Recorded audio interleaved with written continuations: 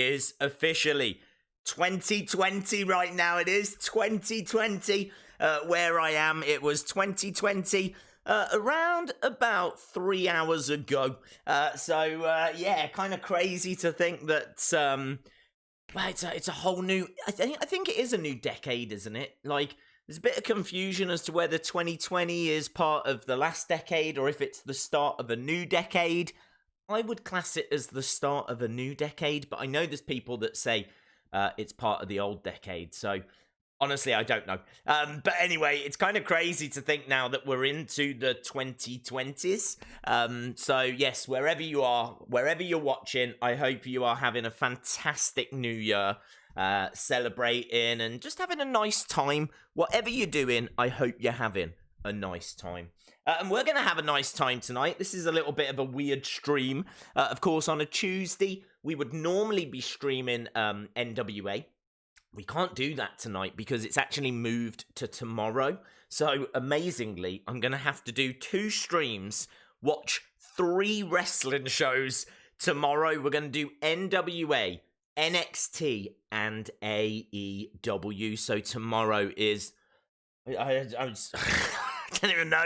I don't even know where to begin. Tomorrow is going to be absolute madness. I don't know what time. I think the NWA stream is like a normal time. Is it like 6:05 Eastern? And then of course, I don't know what, 20 odd hours or so, we'll do the NXT AEW stream. So yeah, it is going to be absolutely manic. Absolutely manic. But hello to everyone that's joined us. Shout out to Lewis Lloyd for dropping that super chat as well, my friend. Thank you very much. Really, really appreciate the support, buddy. And it's so great to see so many people here as well. I really thought I would be sat here on my own. I fully expected to just be sat here and just talking to myself. So it's cool that there's so many people that have been able to join us. And as I said, I really hope you're having a nice New Year's wherever you are. Shout out to famous KJ Carter as well. Shout out to you, buddy. Hope you are well. Hello, Chalmers. Hello, Wrestling Master. Endrict, hope you are well. NWA is 1 p.m. Eastern. Oh, hello. This is the NWA podcast. I was actually on your podcast earlier. I didn't drop a comment because I was just lurking in the shadows. I was watching from a distance, just making sure everything was going all right like this. Just kind of like... it was really interesting because this is the NWA podcast, did a bit of a review of the year, and there was some really, really interesting stuff. Of course, they touched on power and everything, but they were talking about like the pop-up show from the start of the year, and it was really interesting. They were talking about Josephus when he was having his match against David Arquette, and it was really good because there's a lot of stuff before Power that I wasn't aware of. As I said, I joined like the NWA family, if you will, the NWA community, right at the point of Power beginning. So, yeah, fascinating to kind of go back and just learn a little bit more before that. Yeah, really, really great stream. Well done. As I said, I was doing other things. I was lurking in the background, which is why I wasn't able to comment. But really good stuff, man, as always. But you're in the future. I'm still in the past. Dude, I gotta tell you, 2020 is so good. You're gonna absolutely love it. Right, I mean, I think so far this is the best year I've had in my life so far, and it's only 3 hours old for me. 2020 is off the chain, guys. As soon as it reaches America, you're gonna lose your mind. It's everything you hope it's gonna be. Yeah, it's... have we got anyone, just out of interest, is there anyone that's from, like, Australia or, like... Japan, Singapore, Hong Kong, over there where it's maybe been 2020 for a year already? I don't know. Is there anyone that's enjoyed a good chunk of 2020 already? Let me know. Sue Hines hasn't. She says there's still 27 minutes until 27 minutes. Do you mean 57? Unless you're living, like, in the ocean somewhere. 2020 is boring. Oh, dude. You haven't updated your clock. You must still be stuck in 2019, mate. Andrew says, I'm from Australia. Amazing. How long has it been 2020 there?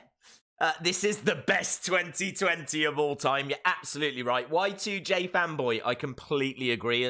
This is definitely my favourite of all of the 2020s that I've experienced. It's 9 p.m. 2019. Days sees the future. 9 p.m. 2019. Where are you? You would be California? Like West Coast, I'm guessing. Oh man, yeah, that's crazy. I'm from Puerto Rico. It's still 2019, just 55 minutes to go. How are you? What's your favourite storyline of the last decade? I'm drinking as well, by the way. Very rare for me to have a little drink, but I haven't had a drink at all. Not at all have I had a drink today, so I thought, well, when we're on the stream and we're getting that little bit closer to it being 2020 in the old US of A, I thought I'll have a little drink then. We've got favourite matches to talk about. We will touch on that question, though. Favourite story of the decade has to be Daniel Bryan. I think it really, for me, there was wrestling before Daniel Bryan and WrestleMania 30, and then there was wrestling after WrestleMania 30. I really feel like WrestleMania 30 was like this pinnacle moment. It's kind of like what a lot of stuff was building towards, and then it happened, and then I really feel like things changed. The reason why I say that is because I think we started to see the power of social media around that time, because of course Daniel Bryan was not meant to be in the main event of WrestleMania 30. His match was meant to be against Sheamus, but it was the fans, and it was how vocal the fans were, and it was the amount of merch that they were buying. But you got to take into account YouTube views and, you know, Twitter and Facebook, and all these kind of social media aspects started to come in, and our voices started to get heard louder and louder. I would say that was true for a couple of years before, but I really think this was the first time that, like, we rallied around someone. I really feel like this was the first time that we kind of used that voice and we got the person that we wanted into the main event. I just think that's quite an important moment. And Daniel Bryan, as we said, was meant to face Sheamus, and he ended up winning the WWE Championship and the World Heavyweight Championship, standing tall with fireworks going off. WrestleMania 30, known as Yeselmania. The build for that, absolutely fantastic. There was Occupy Raw.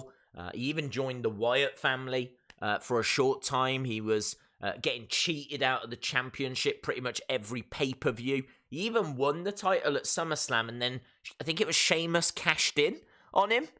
So he held it for all of like 10 seconds. So it had a great build. One of the best builds, one of the best moments. But the reason why I say it's such a defining moment is, for me, that was the end of The Undertaker as well. I don't think The Undertaker was the same after that WrestleMania. He obviously suffered a concussion in the match against Brock Lesnar. And he wasn't the same. He wasn't the same Undertaker after. His matches just haven't been at the same quality. If you think before WrestleMania 30, he had fantastic match against like CM Punk.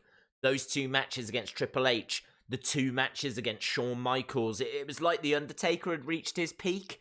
And then during the Brock match, he suffers a concussion and he's not been the same since. I can't recall like a great Undertaker match after that point. He's had some good matches, like really good matches, but not like on the level of the Triple H or Shawn Michaels matches that we saw. And of course, the end of the streak as well. It kind of felt like it was the end of an era, and things were changing. Things were definitely changing. And of course, another change that year, 2014, around that time. The network, I'm sure 2014 was the year that the network first started. So you're talking about a massive change, because we're moving away from pay-per-views. The network's going on to, the network's coming in, and pay-per-views are going on to the network. You've got this whole wealth of history that you can now delve into. You know, any pay-per-views that you never had in your collection, you could now watch. I mean, earlier today I was watching a Starrcade. I had a Starrcade on. So I was watching a Starcade, and that is just you take it for granted now, but it was just unfathomable, absolutely unfathomable. So before the network, so I really feel like that time was such a change that for me it has to be the Daniel Bryan story that's my favorite, and that time I think will be looked back on as a key turning point. I'm fortunate enough to have, and it used to be in old videos, but it's not in videos anymore. I've actually got a plaque that has got a little piece of the ring from every pay-per-view, WWE pay-per-view from 2014. And I absolutely love it because I really see that as a key year. I really see that as really, as I said, a turning point. So the fact that I've got this plaque that's got a piece of the ring from every pay-per-view from that year, it's proper. I think it costs about £180, which isn't cheap, but considering what you get, I didn't think it was bad at all. Like, you can pay about 50 for a plaque that's got one piece of ring from one pay-per-view. This one, like, had every single pay-per-view. And of course, at the end of the year as well, I am getting to you, Tyler, sorry. At the end of the year as well, we had the debut of Sting. That was the year that Sting came in at Survivor. Do you remember that Survivor series? Finally Sting stepping foot into a WWE ring. So good. It's kind of weird, isn't it, how I say it's like the end of an era, what with The Undertaker losing, and then you fast forward a few months and Sting makes his debut, his WWE debut, so maybe it wasn't quite the end of that era, but, well, Sting wouldn't be around for long, would he? Competing anyway, so, yeah, crazy. We need to talk about that's not what we're here for, guys. We're here to talk about matches. Tyler, WWE 73. Looking very good for your age. Happy New Year, buddy. Thank you very much, Tyler. Shout out to you, my friend.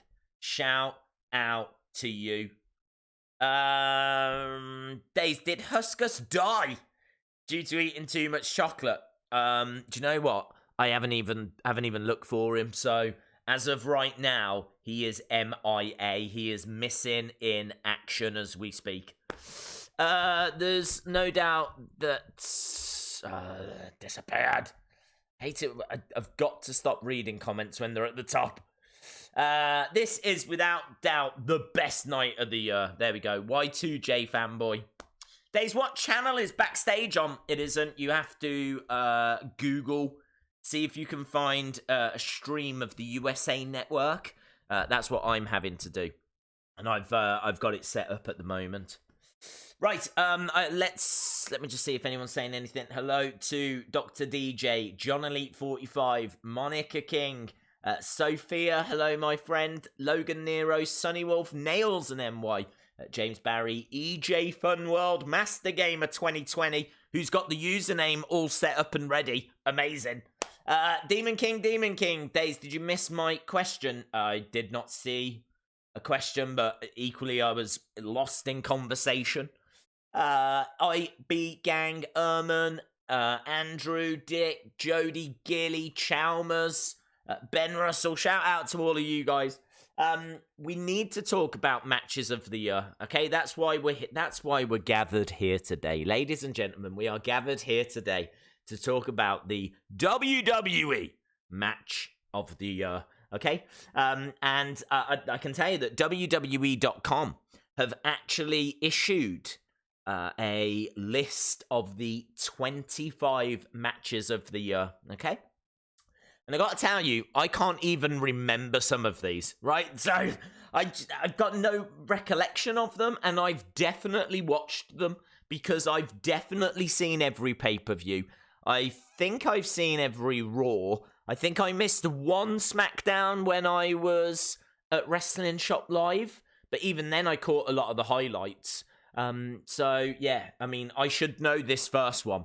Apparently, they're saying the 25th best match of the year was Roman Reigns and The Undertaker versus Shane McMahon and Drew McIntyre at Extreme Rules, and I do not remember this match at all. I have got no memory of this match actually happening. to the point where I'm wondering if they're making it up and they've CGI'd that picture. So yeah, I just don't recall this. I honestly don't recall it. I'm sure it happened. Part of me is like, I can sort of remember Undertaker and Roman teaming together, but I can't remember how Undertaker returned. I can't remember if it was a mystery on the night, if we found out the week before. I've got no recollection of it. Honestly, that's how much of an impact it made on me. And this was at Extreme Rules, so I can't even remember when that was. It says, Undertaker and Reigns clicked from the get-go, fending off an onslaught by Shane McIntyre. What a horrible name. That included a vintage elbow drop through the announce table by Shane, and even a couple of vicious guitar blasts by Elias. Elias got involved. Ultimately, Shane's coast to coast couldn't keep the dead man down. I remember none of this. Shane McMahon hitting a coast to coast on The Undertaker in 2019. And a tombstone pile driver was the final nail in the coffin for the best in the world. Do people remember this match? It was when Taker helped Roman to set up the tag match. Undertaker returned to save Roman from them on SmackDown. He returned to help Roman. Seems like people do remember it. Only thing I remember was that they made a shirt for Roman and Taker, and it was meh. Dude, I have got no... It was on July 14th. July? I mean, you would think my brain would have the capability to remember back to July, but apparently not. Apparently that's not a power that I possess. I've just got no recollection of that. This match I do recall, and for a very funny reason, actually. This, mainly because I was there. This is Rey Mysterio versus Cesaro. So this is match number 24. Rey Mysterio versus Cesaro. This is a fantastic match. Absolutely brilliant. Doesn't get mentioned enough. To be honest, I'd forgot about it. I mean, that's going to come as no surprise.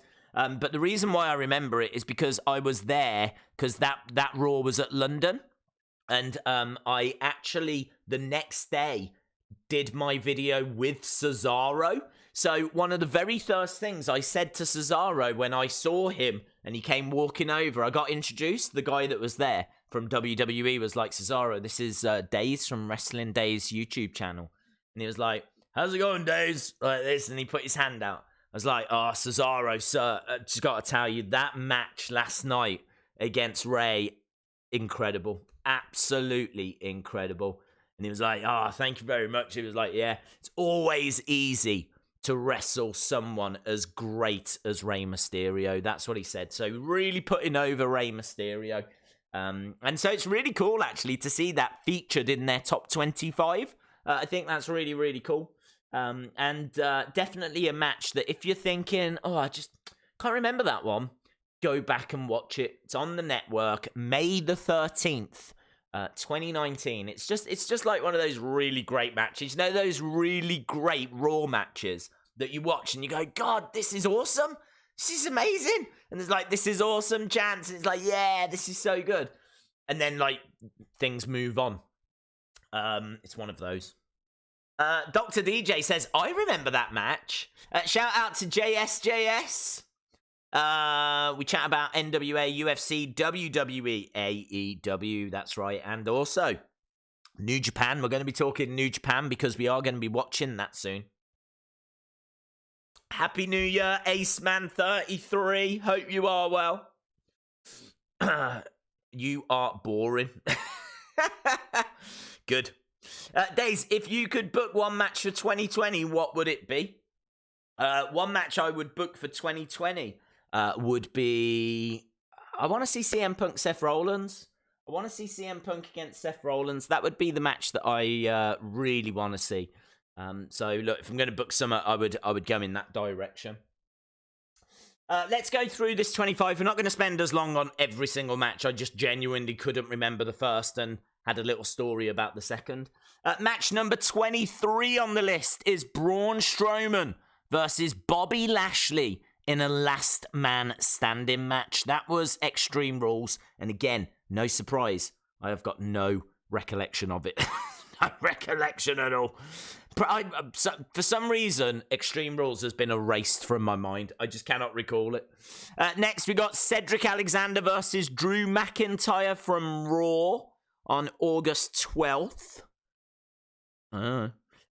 We've got I remember that. Keith Lee versus Dominik Dijakovic. Those matches were absolutely brilliant. They had a few. I think they had 3 in total.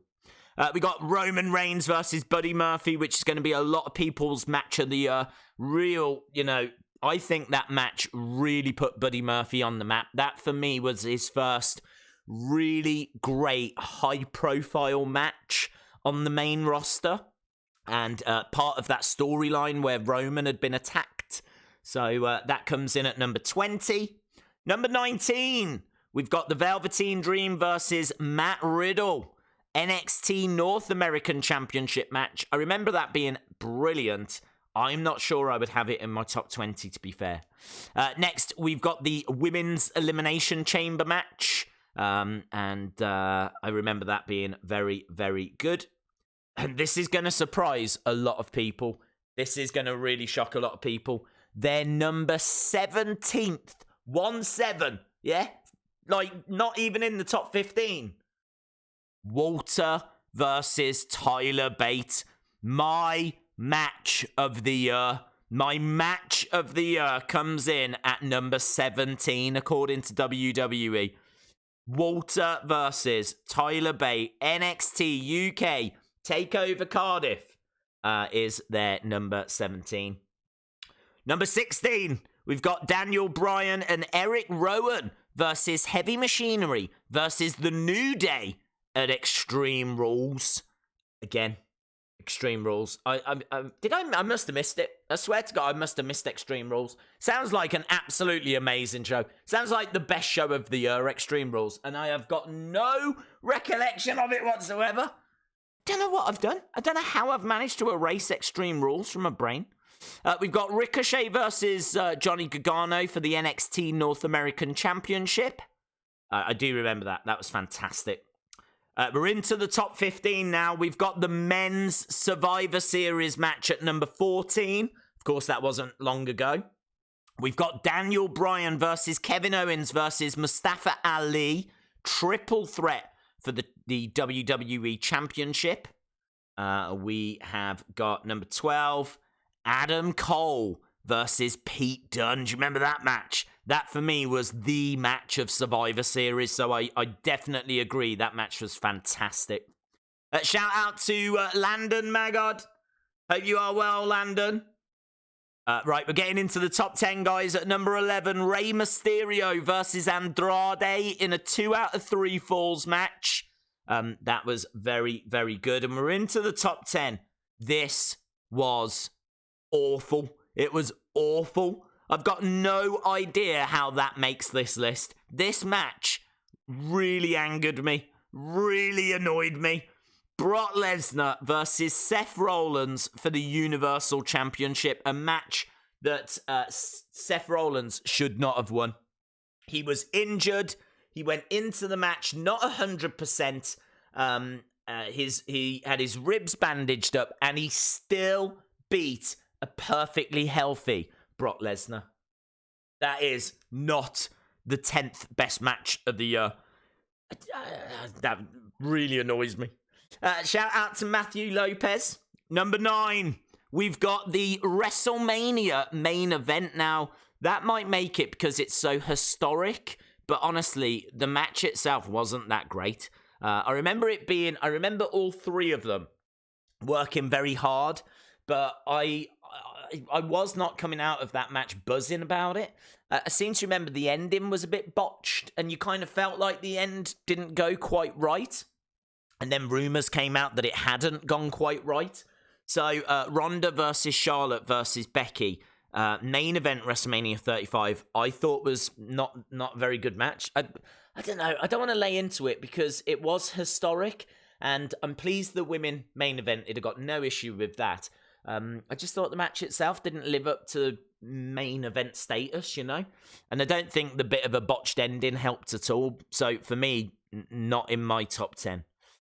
We've got the men's Elimination Chamber match, which was fantastic. Kofi Mania and all of that. Pete Dunne versus Walter, NXT TakeOver New York. I believe that's when Pete Dunne lost the United Kingdom Championship, so a really big moment. But I don't know if it was a better match than Walter versus Tyler Bate. I feel like Walter Tyler Bate was better, but this was still a fantastic match. Number 6, we've got the men's Money in the Bank. Now, I just remember a lot of anger about this because Brock Lesnar wasn't even in it. Brock Lesnar wasn't in it. I think he came walking down and took the briefcase.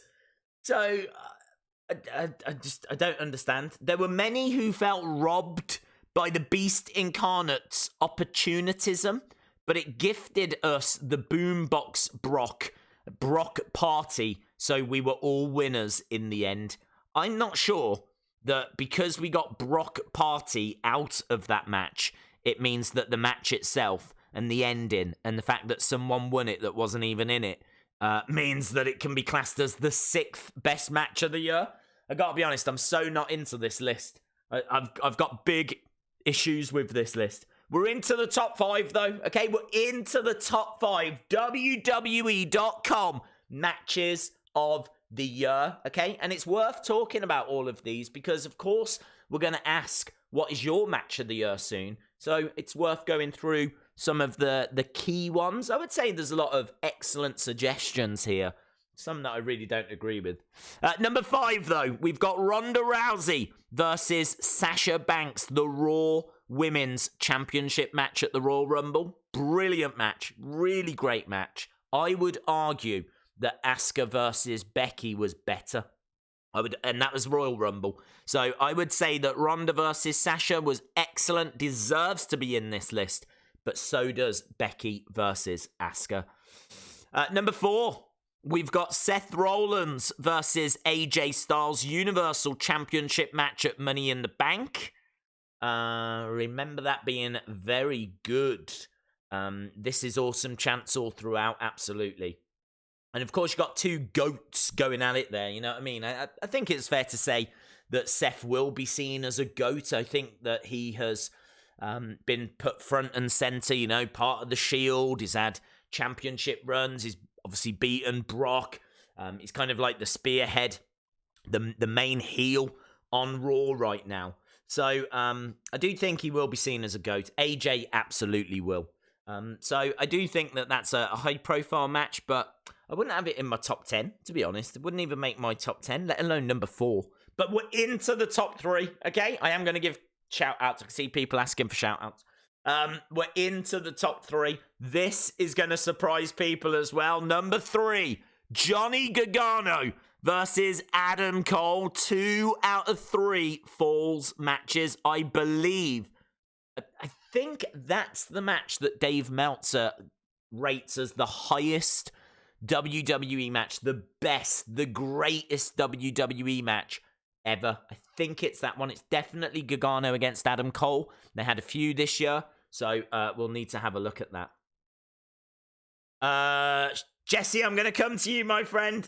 Give me a second because we're at dramatic here. It's really been building. We've just had number 3. We've at number 2. Number 2 now. Becky Lynch versus Sasha Banks. Hell in a Cell. Women's Championship. That deserves to be in this list. Absolutely one of my matches of the year. In my top 10. Becky Lynch. Sasha Banks. Hell in a Cell. There we go. Becky Lynch, Sasha Banks, Hell in a Cell. So here we go. What do you think is number 1? Let me know. What do you think is number 1? I'm going to, yeah, I know. Johnny versus Cole, number 3. Dude, I know. Jesse says, hi days, Happy New Year. It's almost 10:30 here in the East. Central, 7:30 West in California's. The Taker match was fire. Can't remember it. Gotta go. But much love to you all. Jesse, thank you so much for the kind donation. You absolutely did not need to do that. But thank you so much for the support. Wherever you are going, have a great time. Thank you for dropping by and giving us a little message, a little show of support. So shout out to our good friend Jesse Callin. And I can see that Kevin has called it. Kevin has called it. Match of the year. The number one match of the year. According to WWE.com. There wasn't a better match this year in WWE. Whatever you're thinking of, forget it.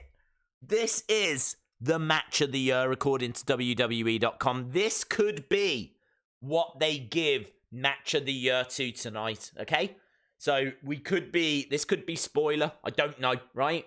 In fairness, WWE Backstage is Fox, not WWE, so they might go for something different. Kind of hope they go for something different. But match of the year, Daniel Bryan versus Kofi Kingston, WrestleMania 35. Now, I don't hate this match. I do not hate this match. Kofi reaching the mountaintop. I think it was one of the best matches at WrestleMania 35.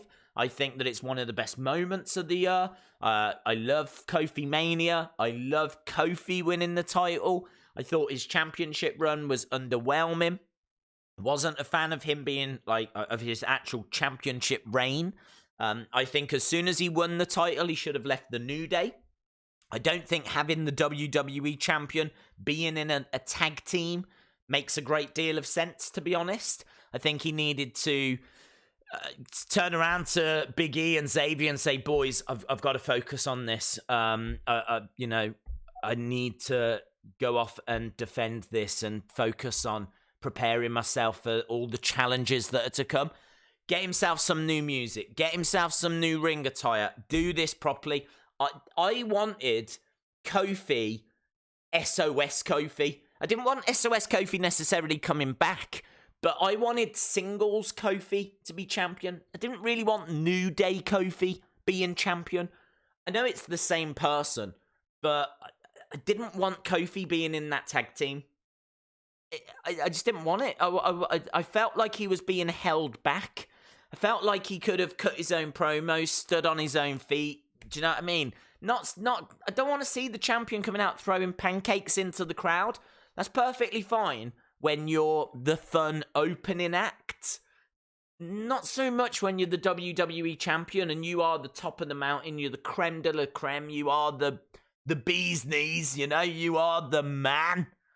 I don't want to see that. I want to see him taking it seriously. I want to see him preparing for title defenses and trying to figure out how he's going to beat his opponents, not skipping down to the ring, throwing out pancakes. For me, that took away from his championship reign. And then some of his feuds weren't that great. I thought the Orton one was all right. There was a lot of anger as to how he lost the title, but honestly, it just wasn't working. It just wasn't working for me. And I didn't mind when they took the title off him. And I don't think he was ever going to get a rematch. Even Kofi has said, he lost in 7 seconds. There's not really a grounds for a rematch. You can't really say, I lost in 7 seconds. Can I have a rematch, please? I understand the anger around that. I suppose we're kind of getting a bit distracted. I suppose his championship reign shouldn't really take away from that first match, that first moment, and it was brilliant. It was This Is Awesome. It was Yes. It was all of that stuff. It was one of the best matches at WrestleMania 35, but it's not the match of the year. In my opinion, it's not the match of the year.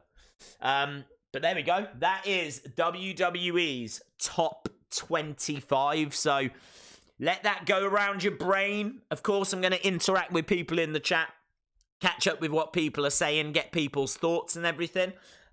Apologies, that went on maybe a little bit longer than I thought it would, but I wanted to go through some of those suggestions. I don't want to run through every single match that there's been, but if WWE.com are going to give us the 25 best matches of the year according to them, probably worth looking at it, isn't it, considering that's what tonight is all about. So there we go. I hope that that's got your brain thinking. Maybe there's even some stuff that wasn't featured. I can see Andrew Johnson saying Shayna Baszler against Rhea Ripley. John Cena versus The Rock. I think we're only looking at this year, but we're only looking at this year. Jake Parker says, Happy New Year, Days. Happy New Year, Jake. Jack Parker. Happy New Year to you, buddy. I cannot see on the right in here because it blends in when it's got the blue boxes, but I can see it is Jack Parker. So shout out to Jack Parker. Hope you are having a happy new year, bud. Shout out as well to, I know this name, Joe Mikulacek. Happy New Year to you and all in the stream. Happy New Year, buddy. Evan Harris is here. Days, if anything, WWE should stop 2020 as gimmick pay-per-views. I don't disagree with that. I want to shout out as well. I need to shout out my good friend, Shane Sklar. Shout out to Shane Sklar, who I know is a big fan of the channel. Really big supporter. Really enjoys the Finn Balor reaction video. And I've got to tell you, Shane, the Finn Balor reaction video loves you as well. So big shout out to my good friend, Shane Sklar. So hope you're having a happy new year, buddy. Right, let's see what people are saying. Nails and NY says, Io Shirai versus Candice LeRae. Excellent shout. Ben Russell says, Days, NXT and NXT UK are going to BT Sports. They are. That's going to make it easier for us to watch NXT. I've been toying with the idea of starting to watch NXT UK, but I don't know on what day that actually airs. And I've got to be honest, I feel like they need to do a little bit more work. I just never see any buzz around it. I really feel like NXT UK has gone stale. Now, I could be wrong. I don't watch it anymore. I watch, like, the odd episode. And honestly, of the episodes I've seen, I've kind of felt like it's missing something. I just feel like it needs something. Maybe it's going to go onto TV now. Maybe that might be the kick it needs, you know? Curtis Johnston, shout out to you, says, Hi, Days. Watching the network this week, and I'm seeing a lot of matches mentioned. Cole versus Gargano was absolute magic. Happy New Year, my friend. Shout out to Curtis Johnston. I tell you what I want to do. I want to have a look at Dave Meltzer's star ratings for 2019. So I want to tell you what match was the highest rated for WWE. Top rated matches, Dave Meltzer. You always have to take this with a pinch of salt, of course. So, yeah, I'm not going to take this as gospel. But it's always worth, you know, having a look. So it was, yes, NXT TakeOver New York. NXT TakeOver New York. That was Johnny Gargano versus Adam Cole. That got a 5.5 star rating. So Johnny Gargano versus Adam Cole. It was the 2 out of 3 falls match. That got a 5.5 rating. So it broke the scale. It's only meant to be out of 5. Making that the highest rated. That is crazy, isn't it? We have seen the highest rated WWE match of all time. So if you really do want to watch, some of you watching this might never have seen that match. So some of you watching this might be like, I honestly haven't got a clue what you're on about.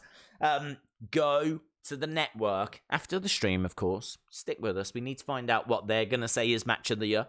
I've already called mine, so there's no mystery there. I'm saying Walter versus Tyler Bate. Would be my match of the year, with Gargano versus Adam Cole coming in second. But they've gone with Gargano, Adam Cole being the greatest WWE match ever.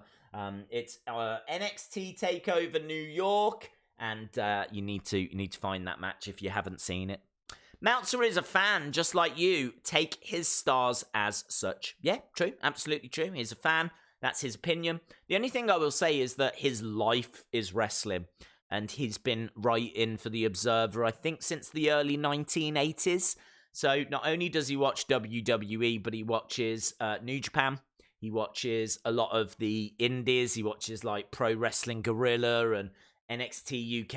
And do you know what I mean? His job is to watch wrestling. That's what he does. He watches and critiques and gives his thoughts on what's happening behind the scenes, and obviously gets, like, some interesting info and all of this kind of stuff. I do like Dave Meltzer. He gets knocked a lot because, to be honest, I think a lot of the journalists do. I've not seen a single wrestling journalist that hasn't been knocked. But I do like Meltzer because, by and large, not all the time, but by and large, I do agree with his star ratings. Absolutely not all the time, though. And as Nails and NY just said, he's a fan, and you got to take his star ratings as such.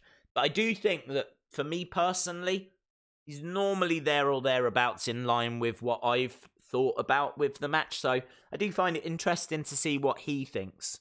But for me, he doesn't. We're not in sync on every single one, but my 2 matches of the year are the same as what his 2 matches are. I've just got them in a different order. He's saying the best match is Gargano Adam Cole, and then second is Walter versus Tyler Bate. I've just got that the other way round. So there you go. There you go. Cody versus Dustin, match of the year. What's your top 5 matches of the year? Well, I'm not sure if I could give you a top 5, to be honest. I could definitely give you the top 3. I've given you 2, and the third would be Becky versus Sasha, Hell in a Cell. I love that match. I would definitely want to mention Rey Mysterio against Andrade as well. Those matches from January were incredible. And I don't even know if it got mentioned, actually. I don't even know if it made the 25. But yeah, Rey Mysterio versus Andrade, absolutely insane matches. Absolutely brilliant. Tons down in NXT. I agree with Keith Lee, Dijakovic. Those matches were brilliant. It's actually, for wrestling, this has been a great year. For the matches, the problem is that the storytelling, certainly on Raw and SmackDown, hasn't been there. Very poor this year for stories. So I don't know. I mean, Kofi wasn't really meant to happen, was it? Kofi, which you could say is one of the best stories of the year, the whole Kofi Mania thing. He only even got into that gauntlet match because Mustafa Ali got injured. So Ali was removed. Kofi was a last-minute replacement. Kofi did really well. Everyone was buzzing. Internet was going crazy. Did you see Kofi? Kofi deserves it. Kofi deserved to win that match. And so then, he has his performance at Elimination Chamber. The voices get louder. And before you know it, I mean, we are on the road then. The ball is rolling and Kofi Mania has begun. So I do love that story. But it was a total mistake. It wasn't meant to happen.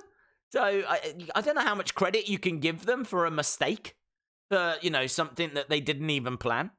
And then outside of that, I think a lot of the other stories have been poor, to be honest. Defo Banks Hell in a Cell, followed by... I'm not going to read that out. The best match of all time was, I'll have to say, Undisputed Era and Team Ciampa. Rey versus Andrade did make the top 25. It was the 2 out of 3 falls one. Yes, you're right. Dave's just been back through videos. You did stream Extreme Rules.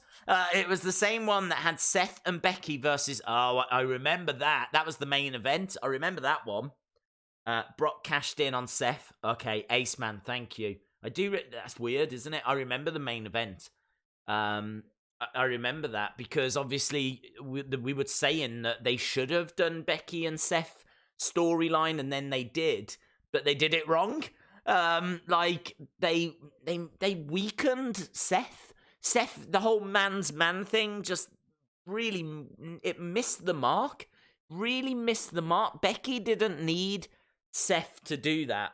And Seth really didn't need to do that, I don't know why they did it. I don't know why they did the whole man's man thing. That match was okay.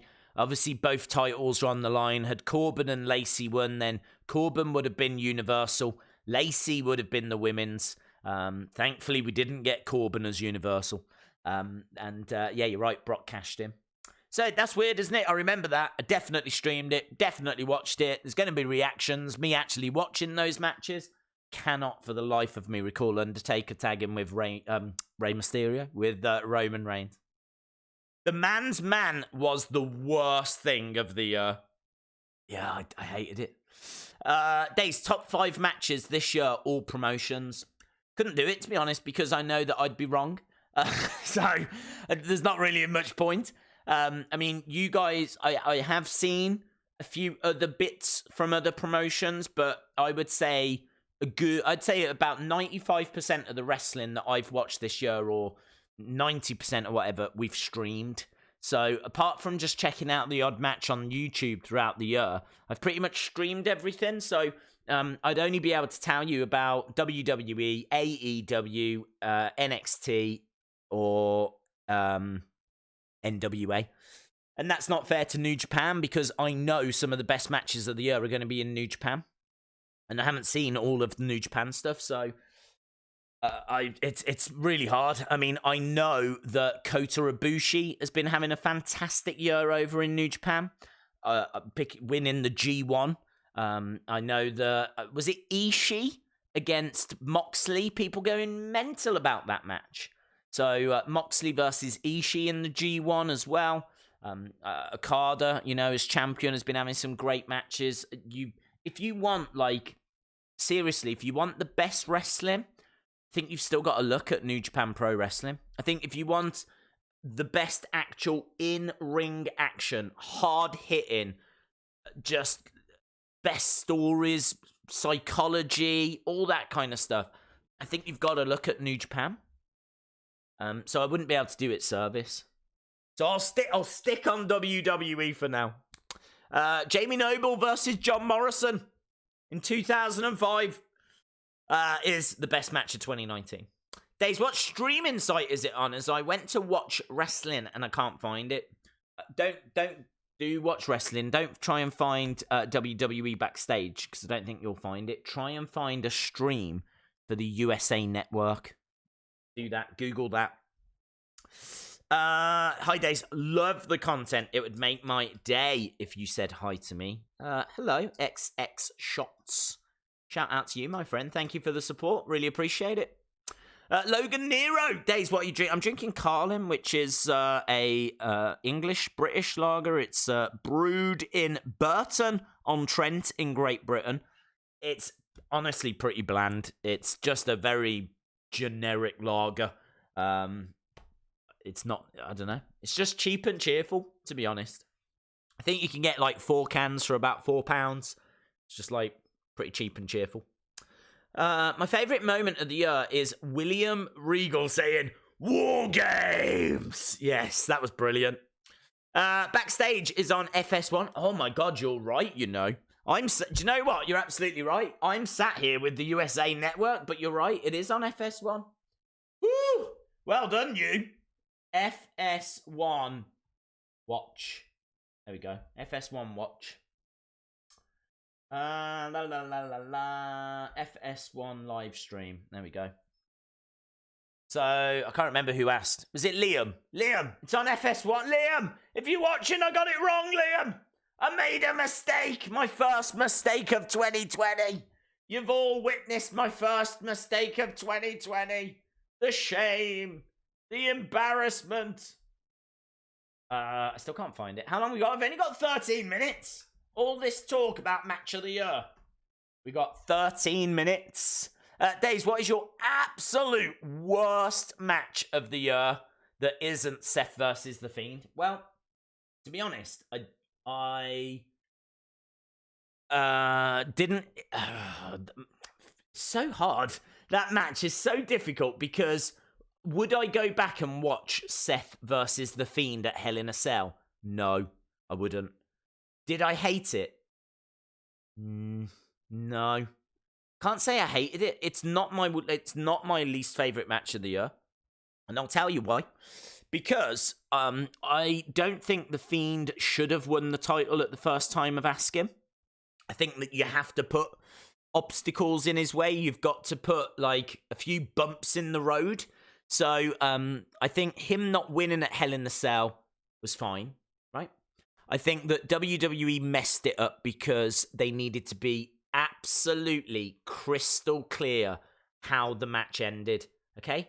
And they even sent a message out saying it was DQ. I think they tweeted out that Seth had been disqualified. And of course, you can't get disqualified in Hell in a Cell. It's not possible. It's not a thing that can happen.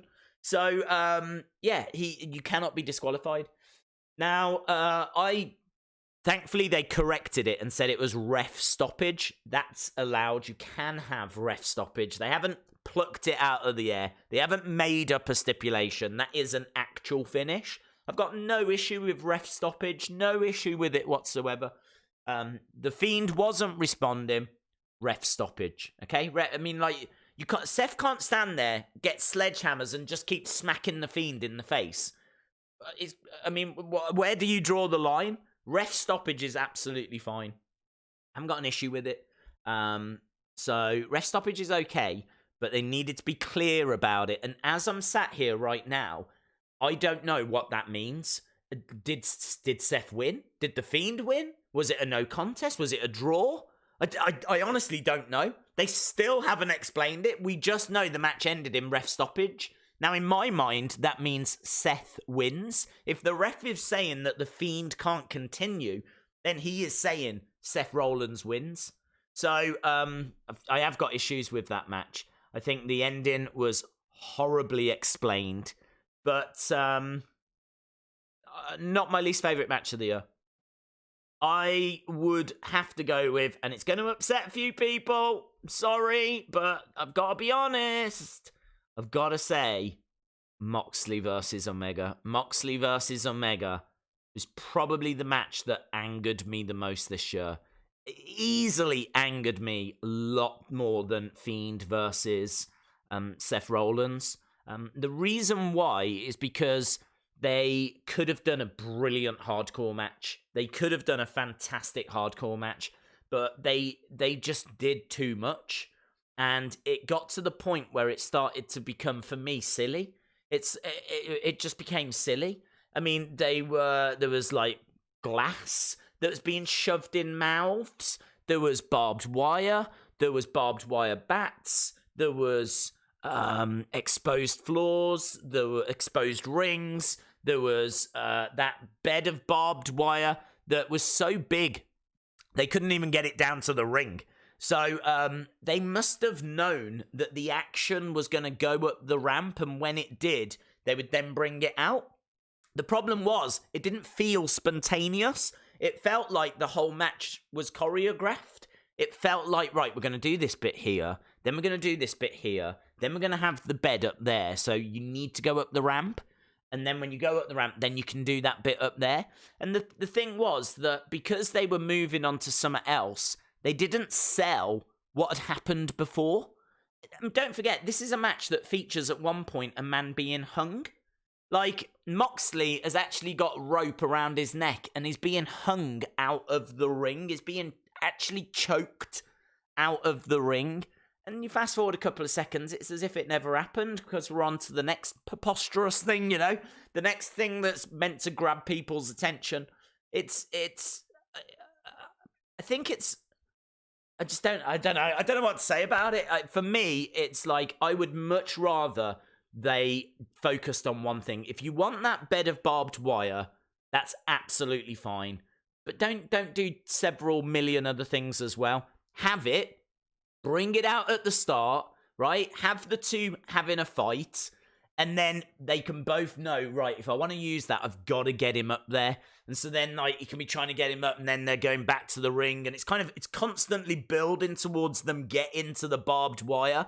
Because that was, you know, visually, it looked great, but it just meant that it was like, forget everything that's happened before. Forget it. It doesn't matter. Forget what's happened before, because we're doing this now. Focus on, look how great this is.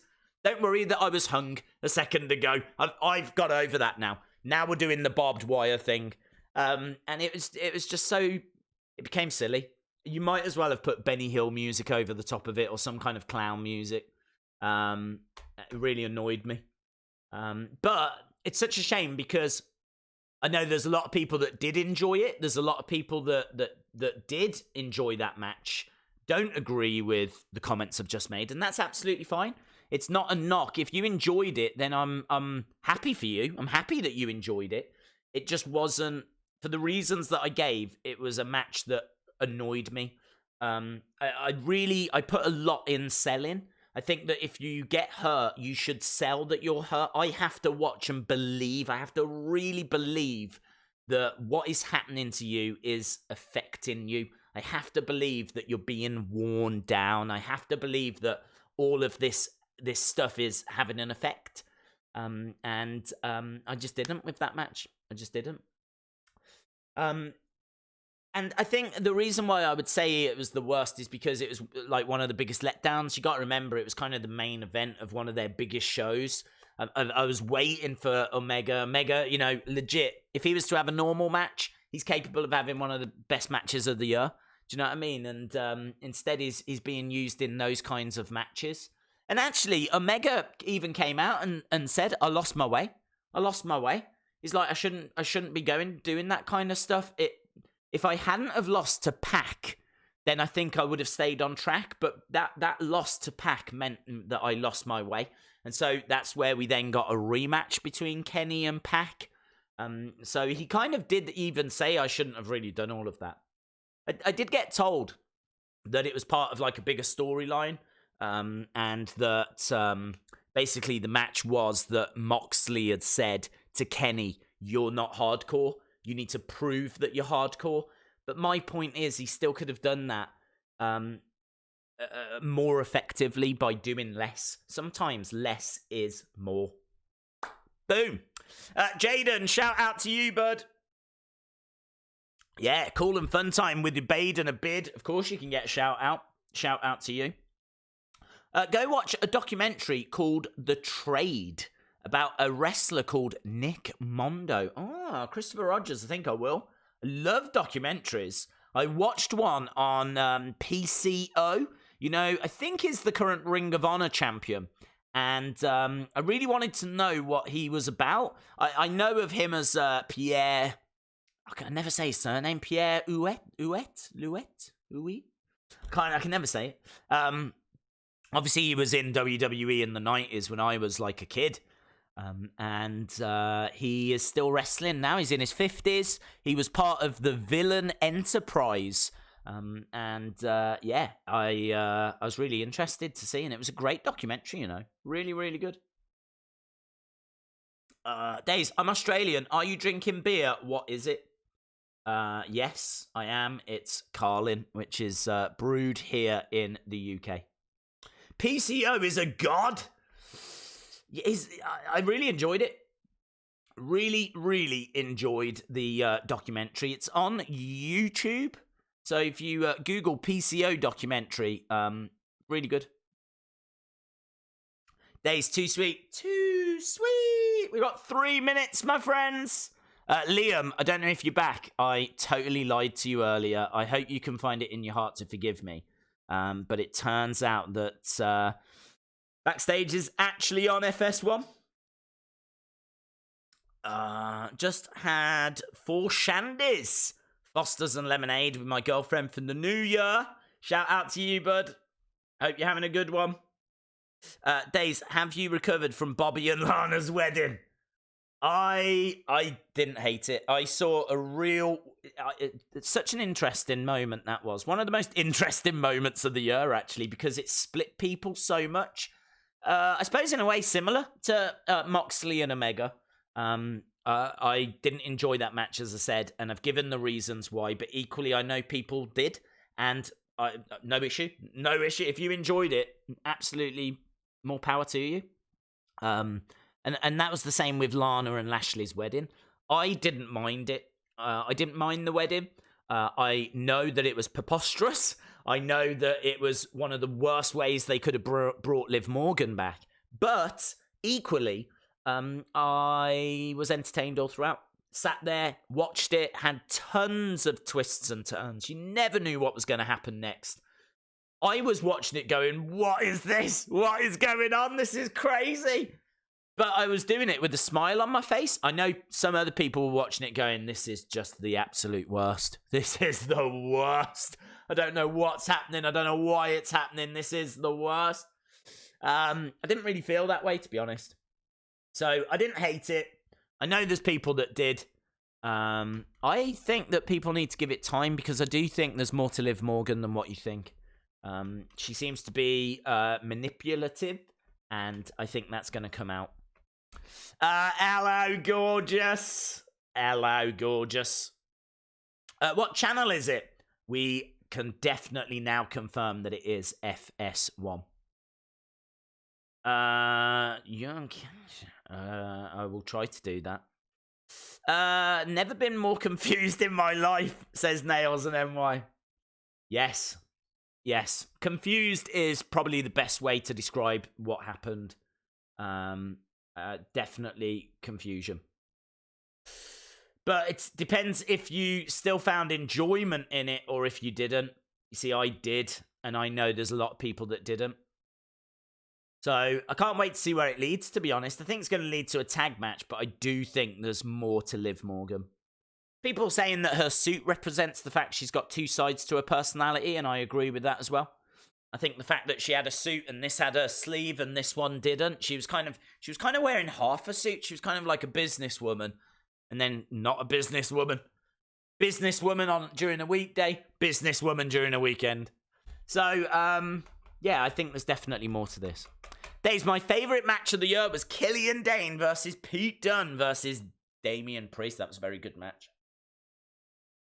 Both my mom and daughter are sick. My husband is working late, so I'm ringing in the new year by myself. Cynthia! Cynthia! Don't you dare be sour! No, Cynthia, look, you don't need to. You are amongst friends.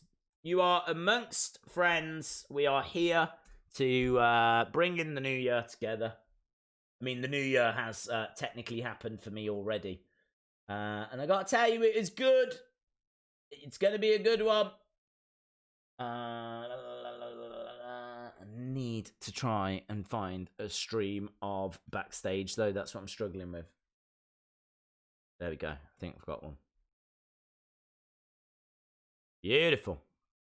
I was totally on the wrong channel.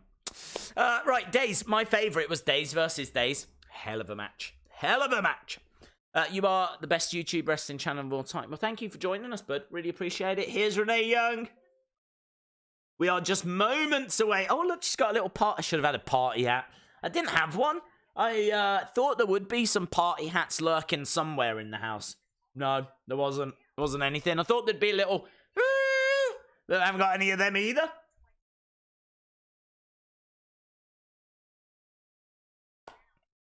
Oh, she's got one. She's got one. WWE Backstage starts right now. So there we go. We've been little rambling rabbits, but we've covered the 25 best matches according to WWE.com. Spoken about some of the worst matches of the year. Spoken about a few of the key moments of the year. Now we're moving into what they've got to say on Backstage. Thank you to everyone that's joining us again. I don't want that to get lost. Really appreciate the fact that there's so many people here. I honestly thought it was going to be me. I'm serious about that. So it's really great as well that, you know, there's some people that are on their own, that they've got a little community that they can join in with. So many happy returns to all of you. We got Booker T, we got Christian, we got Renee Young. No Paige. Okay, here we go. Oh, hello. 5-second pose. Nice.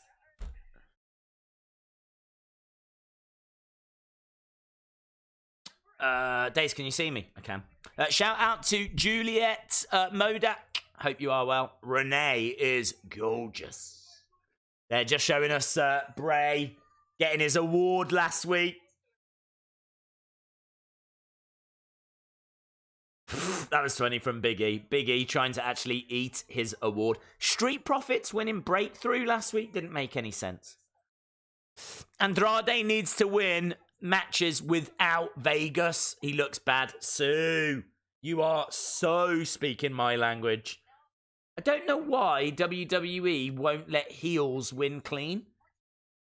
They just absolutely won't let heels win clean.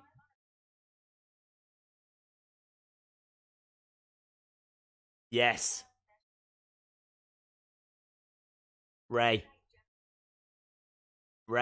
Andrade. Are we starting with Ray and Andrade?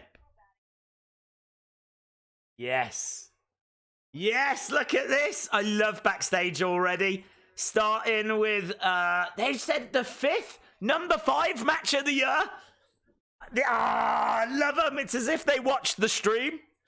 Rey Mysterio versus Andrade. They've got as their number 5 match of the year. Yes, yes, yes. Man, could you imagine if we've nailed this? We said Rey Andrade. We said Becky versus Sasha. Walter versus Tyler Bate. And Johnny Gargano versus Adam Cole. The only thing is, they might not include NXT. They might not include NXT because NXT has its own awards. So that would actually eliminate Walter, Tyler Bate, and Johnny Gargano against Adam Cole. So, match of the year, main roster would be Becky versus Sasha, Hell in a Cell. Look at this. Look. Ah! Oh, bang! Beautiful.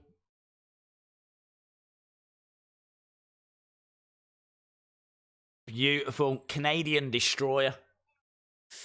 Yes, yes, yes. People saying great match. People seem buzzed about it. I agree. Look at that. Look at that. Look at that.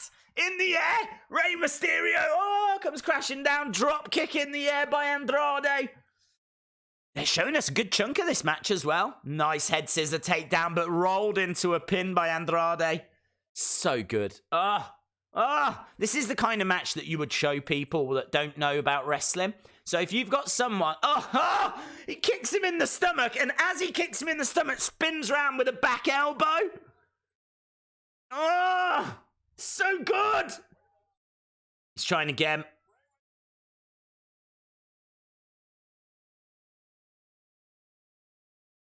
Uh, 619, good match. It was good. They better have Buddy versus Black. Those matches have been excellent, yes. They're really giving us a good chunk of that match. Here we are, I think. Are we at the end now? Rey Mysterio going for that 619. 619 gets caught onto the shoulders by Andrade. Crucifix pin. Kick out by Andrade. Oh, this is so good. I can't even remember who wins. This is awesome. This is awesome. Oh, I might have changed my mind. This might have been match of the year.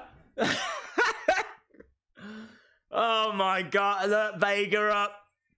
Makes her way to like the middle rope. Andrade up, takes the legs away.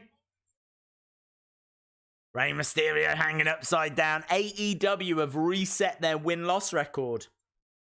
Apparently they're going to do it every January 1st. Hammerlock DDT from the top. 1, 2, and Andrade. Well, it's even the right person that won. Andrade getting a victory over the legend Rey Mysterio in one hell of a match. What a match. What a match. That was number 5. Number 5! Old school versus new school. What are you doing in 2020 wrestling, Dave? I probably will do quite a bit of streaming, to be honest. Try and get a toy hunt in soon. And don't know, really. I'm not got any specific plans, just more of the same. I think people like what we're doing. No need to rock the boat. Rock the boat, tip the boat over. So good. So good. It's an hour until 12. Yes, we're getting ever closer. I hope Mysterio wins the US title from Andrade. Days, this is my dream match. Wrestling Days versus Baron Corbin. Oh, dude. He'd put me to sleep. Literally, because I'd have to watch one of his matches.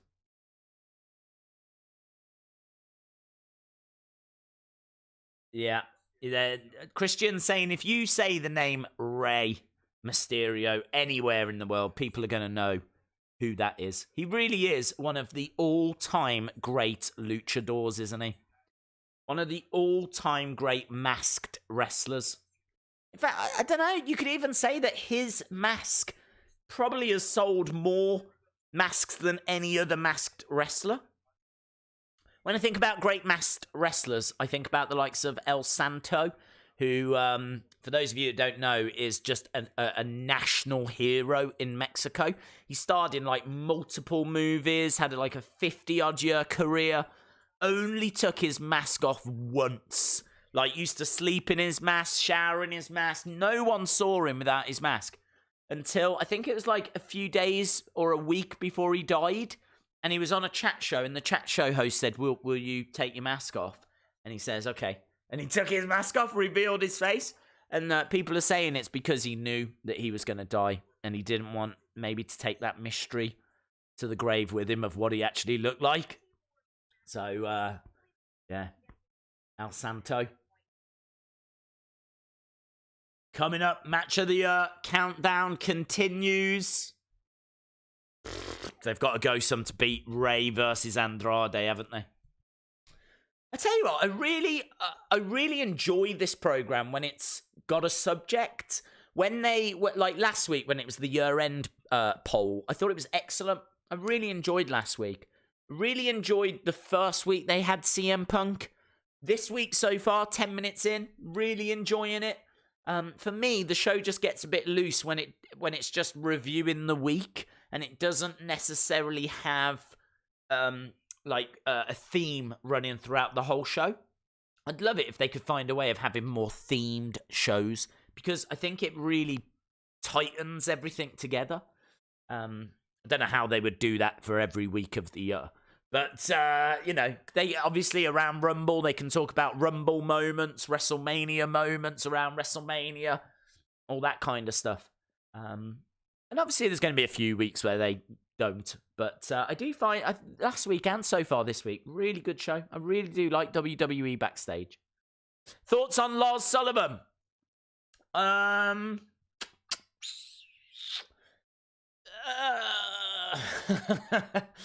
My thoughts on Lars are, he's not hurt anyone. If he was to be let go, I would understand. Because WWE is a PG company, and you can't be an adult film star. You can't do adult films and be in WWE. I would be surprised if when they hired him, he told them. I would be surprised. I'd be very surprised if when they hired him, he would say, look, I did do this adult film a while ago. It might come out in the open. I don't know, I'd be surprised if he had that conversation. I don't think he has. I think this is going to come to a surprise to Triple H and Vince, and they're not going to appreciate it, is the bottom line. There's a lot of people that are saying, yeah, but what about Paige? So different. So different. Paige had, private videos of hers made public, never intended to be seen by the public. They were completely personal videos. She was a victim of a crime, okay? She was a victim of a crime. What Lars did was actually star in a commercially available film, adult film, that he was paid for, that he knew existed, that he knew would be found, and, is out there, and people are going to find it one day. So, I don't know. I don't know what WWE want to do. I could understand if he got let go. I don't know if I would let him go, to be honest. But at this point, he's messing things up, isn't he?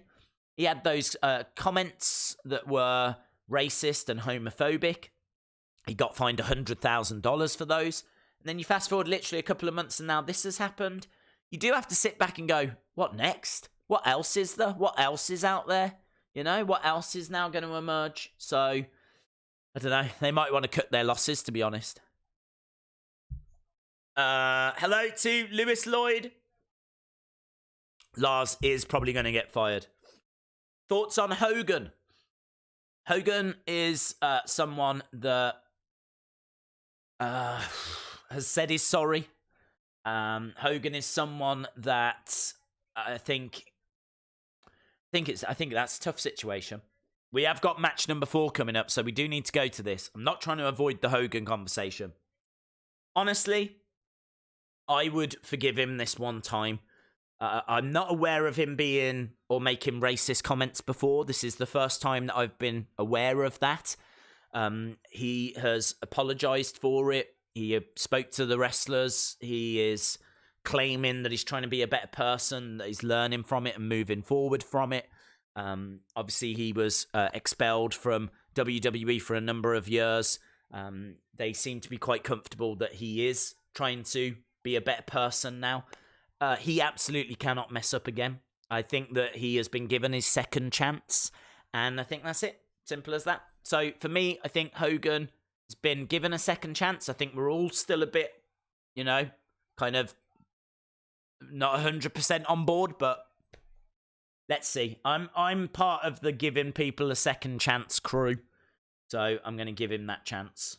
But he absolutely cannot mess up again.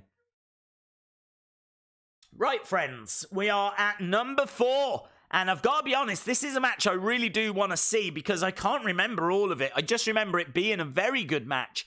I wouldn't have had this again above Rey and Andrade, but it is Seth Rollins versus AJ Styles. Money in the Bank. Money in the Bank. We spoke about this before, but not because I had called it, because I didn't call it. This was on their list, WWE.com's list. And they're showing the highlights. Gotta tell you, it is a very, very good match. Happy New Year in Memphis. Happy New Year to Noah. Happy New Year to Jose. Did you get the Fiend, Standy? I did not. This is the end. Days, what do you think about nuclear war? Not the biggest fan, to be honest. Not the biggest fan. Pele kick missed by AJ. Kick to the face by Seth Rollins. Sean Reset says, Happy New Year, Days. My puppy Bray says hello. I thought The Fiend versus Finn Balor was a good match, but not best of the year category. I agree. I gotta tell you, though, this match we're watching right now is very, very good. Very good. I definitely can see why it's getting mentioned. AJ versus Seth. Not a fan of rivalries. Not a fan of tag teams. Happy New Year, Dave. Shout out to Callum Jess. Wrestling Days, what is your favourite match-up of 2019? Well, my favourite match, I'm going with Walter versus Tyler Bate. Honestly think that had everything. It just had such drama. Crowd was so vocal. Yeah, it just had everything. It had everything. The problem I've got with the Gargano Adam Cole is the fact that the first fall was a little bit, not flat, but it was building. And it had to build because it was such a long match. You've got to pace the match out.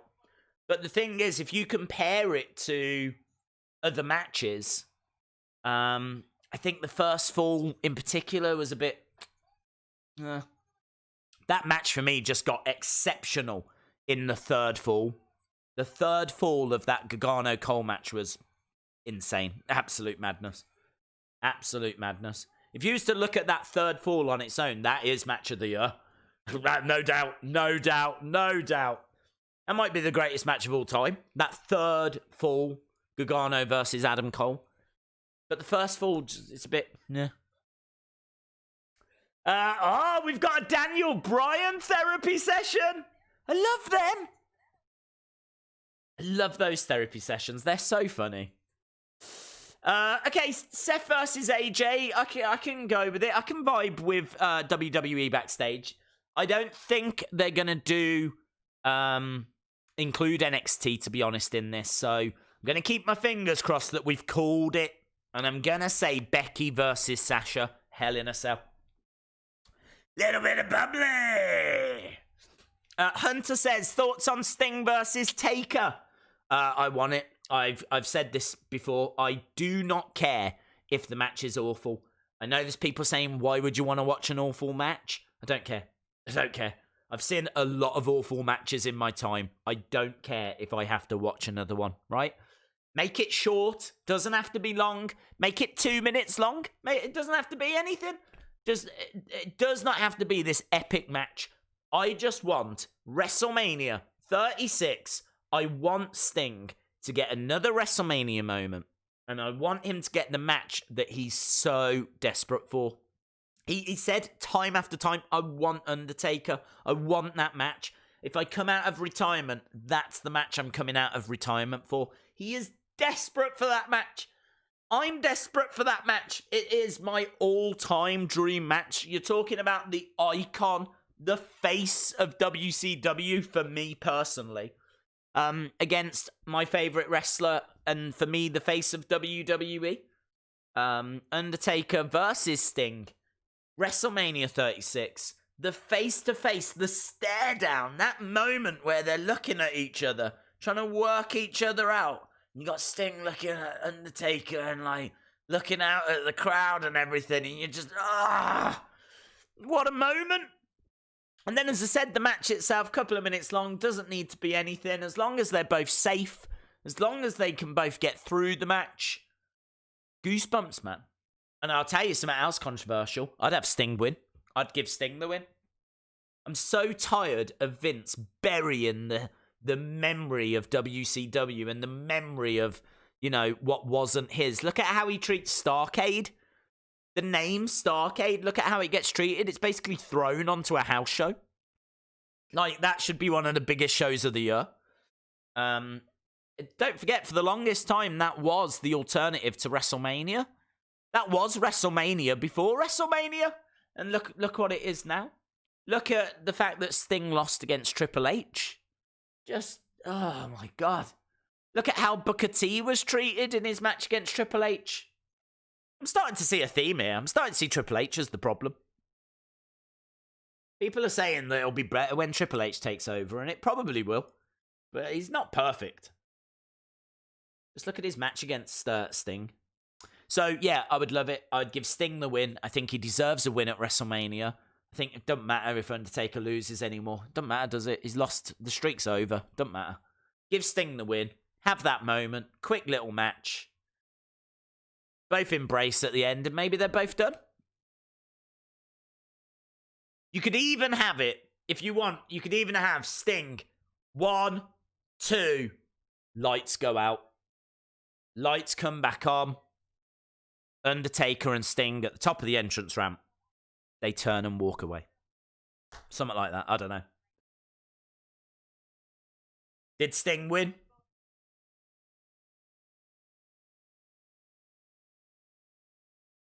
Right, let's go to this therapy session.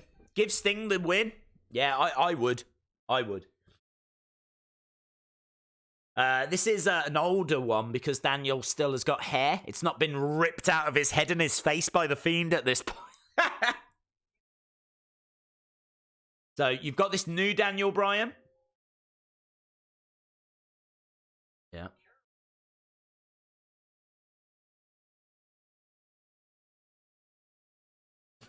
Days, your thoughts on a little bit of bubbly? Great moment. Brilliant moment. I saw him do it live. Daniel's...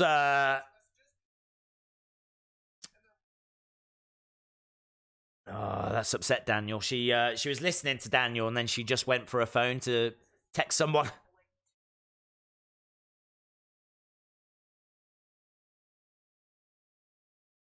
You need to hug.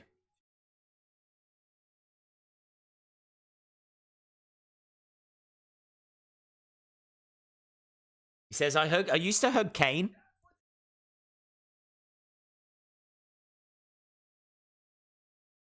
Is she coming round? Is she going to give him a hug? No, she's leaving the room. Great moment. Days, I'm going to go to Elimination Chamber. Please look for a sign that says go to Wrestling Day. Amazing. We've not had any signs. I've had a few people say they were taking them, but we've never been able to see them on the screen or anything. Maybe 2020 will be our first. I don't know. That's amazing, bud. My dream match for Sting was The Rock. Shout out to you, Jim Gore. Happy New Year, Jim Gore. Hope you have a fantastic one, my friend. Jim Gore, I got to tell you, I say this quite a lot, but Jim has literally been with the channel since... It might have been day one. Honestly, I remember Jim, like, early 2016, commenting on videos and everything. So, yeah, nothing but eternal love for Jim Gore. Thoughts on Randy faking an injury? Brilliant, Sue, wasn't it? Brilliant. The fact that that started at a house show, I think, is brilliant. The fact they're actually using house shows now to further storylines, I think is really good. It's a really clever way.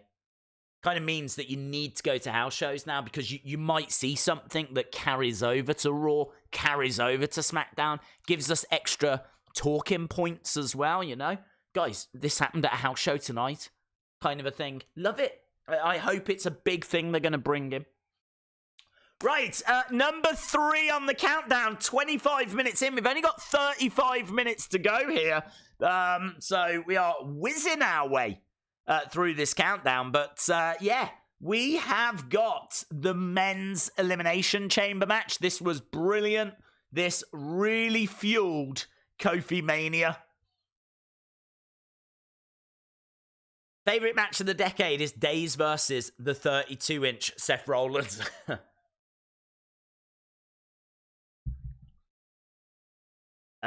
Favorite boxer?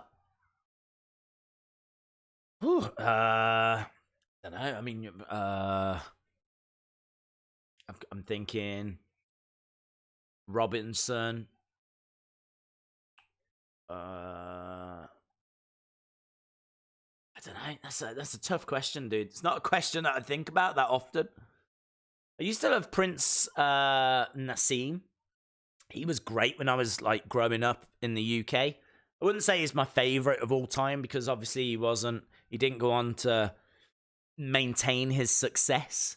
But like Sugar Ray Leonard, Sugar Ray Robinson, probably one of those guys. I do appreciate like Floyd Mayweather and what he's achieved. I think Pacquiao has always been fun to watch. There's been loads. Joshua, Lennox Lewis. Of course, I'm probably going to lean towards the British guys because they're the ones that I cheer for when I was growing up and everything, and still continue to, you know. I'll always cheer for Anthony Joshua.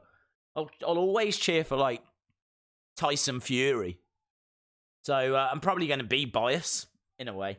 But, yeah, there's been some brilliant, brilliant boxers over the years. We're still watching this men's Elimination Chamber match. Days want to know, do you respect Vince? If not, why? I do. I do respect Vince. I think he's too controlling, but I think part of his success has come from him being so controlling. I think that in order to achieve what he's achieved, he had to be the person that he is. But the problem is, it's a double-edged sword, isn't it? Because as great as he is at driving WWE forward, and honestly, a lot of what he's done we take for granted. Look at the fact that we've got NXT now. Like, he had to sign all of that off. NXT becoming a third brand has all been signed off by him. Yes, you can credit Triple H for the booking there, but actually him allowing Triple H to even book it will have been Vince's idea.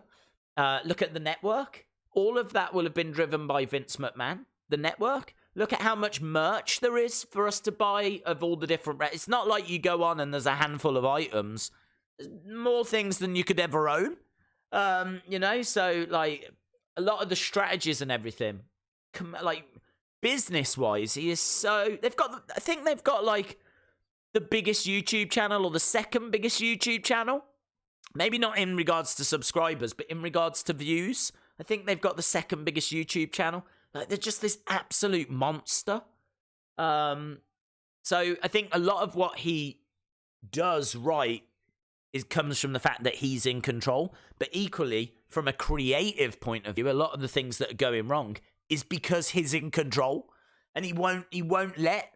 It's not creative that are messing this up. Creative create all these ideas, and then it has to go through the filter of Vince McMahon. And it's when it gets to the filter of Vince McMahon that things change. Right, if you are just joining us, we've already had 3 of the 5 matches of the year. Rey Mysterio versus Andrade. Seth Rollins versus AJ Styles. And the men's Elimination Chamber. I think Becky Sasha is number 1. That's my number 1. I wonder what the other one is. What do you think the other one is? Get your predictions in. If we're saying that Becky Sasha is definitely one of the 2 that's still to come, what's the other match? I don't think it'll be NXT. What's the other match? Do you think they've gone with Kofi versus Daniel as well? Maybe they have. Maybe they've gone with the women main event of WrestleMania. Perhaps those are the 2 matches. Perhaps there isn't going to be Sasha versus Becky. Draw Sean Daniel. Shout out to Callum Jess Islip. Days Taker versus Sting. Sting's about to win. Lights go out. Lights come back on. Fiend is in the ring and attacks both. Oh! That would be great. That would be great. Days, there was a female wrestler named Sunny. Yeah. I think she did. Did she have matches? I can't remember if she had a match or not. She was a manager, basically. She was the most downloaded woman in, 1996, I think? Obviously, the internet was still in its young days then, but yes, she's in the Hall of Fame. I don't think she's been removed. Probably should be removed. I don't know. I mean, look, she's done adult films as well. Should you be removed because you've done an adult film from the Hall of Fame? I don't know. Triple threat at WrestleMania, the women's title match. Ronda, Becky, Charlotte. Maybe Ellsworth versus Rowan. Kofi versus Daniel. Well, this is interesting, isn't it? Because they can't... There's only 2 spots left. They can't have the women's triple threat and Kofi versus Daniel and Sasha versus Becky. So I'm starting to panic now. I'm starting to worry that they've not included what is actually the best match of the year. Like, main roster-wise, which I genuinely think is Becky versus Sasha. Although, honestly, after seeing the clips of Andrade versus Rey... Woo! Woo! Asuka. Lewis, Asuka. I really don't want Asuka to lose to Becky. Really do not want that to happen. Ronda versus Becky versus Charlotte, I think, even though for me, the ending did take away. Favorite Undertaker moment of all time? That's a really good question. Favorite Undertaker moment of all time? Oh, I don't know. I always think about WrestleMania 25 because I do think that match was just the cherry on top of his career. Kind of felt like the streak and everything. I mean, like, he was my favorite anyway, but then that WrestleMania 25 is the match that I always say is my favorite match. So that really feels like it's the cherry on top. The fact that he did a match that was nearly as great the year after, and then the Triple H matches, then the CM Punk match. So it's probably got to be like that match, WrestleMania 25. They're showing us the WrestleMania, the main event. I think it's just a package for Becky. Liv should dominate Raw now that she's back. Match number 2. Is it Becky Sasha number 2? Yes, I think it... Oh, no! Oh, it's coming at number 2! It's coming at number 2! Ah, I thought we'd called it. Oh, God. So close, yet so far. This match is brilliant, though. It is brilliant. Look at that. The cage hasn't even come down. The cell hasn't even come down, and Sasha jumps Becky. So, oh, man. So what is number one? What is number one? Swear, if they're going to say that it's the main event of WrestleMania, they're wrong. Oh, it's just so good. Look at that. The cell still hasn't dropped. Now they're in. They use the weapons really well as well. Exploder. Ooh. CM Punk, one of the favorite wrestlers. Yep. 11:34 it is. 11:34 in America. Well, East. Undertaker is known for his character, but underrated as a wrestler. I agree. I actually think that's what holds Bray back. I think that he has got a character that you could argue is right up there with The Undertaker. I think the Funhouse, the puppets, Funhouse Bray, the Fiend, all of that stuff, I think it's right up there, but he's not having them iconic matches. Like, we're not seeing Bray in this list. There you go. Bray, his match against Finn isn't mentioned. His match against Seth isn't mentioned. His match against Daniel Bryan's not mentioned. It's just his matches are just not there. So that I'd really love to see that from him. I want to see a Fiend match in the best matches of 2020. That's what I feel like we need to really get him to that next level. Because he's almost there. He's the champ. He's the #1 merch seller. He's got a fantastic character. We all absolutely love him. But I can't disagree with them. Do you know what I mean? I can't sit here and say The Fiend has been robbed. Because I don't think he has. I don't think that he's had matches that have been 5 stars, this is awesome matches. I just don't like how Becky didn't sell her side of the Bexploder at the end of the match. Yeah, selling is very important.